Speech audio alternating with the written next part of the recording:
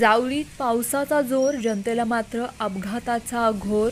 सातारा जिल्ह्यातील जावळी या तालुक्यामध्ये गेल्या 24 तासांपासून अक्षरशः पावसानं झोडपून काढलंय। त्यातच आपत्ती व्यवस्थापन कायद्यातील तरतुदीप्रमाणे विविध विभागाने आपत्तीजन्य परिस्थितीमध्ये अपघात टाळण्यासाठी कामकाज चोख करावे असे आदेश देण्यात आलेत।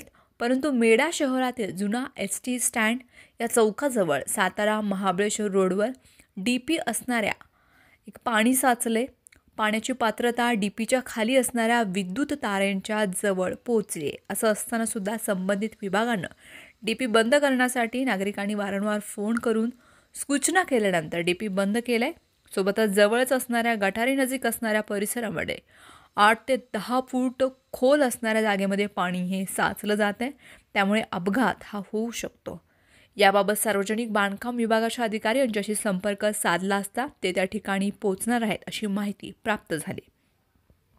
पण सार्वजनिक बांधकाम विभागामार्फत याबाबत कारवाई न झाल्यास रात्री अपरात्री येणाऱ्या जाणाऱ्या ज्या एखाद्या गाड्यांचा अपघात होऊ शकतो, या अपघाताची जबाबदारी सार्वजनिक बांधकाम विभाग घेणार का, हा प्रश्न आहे।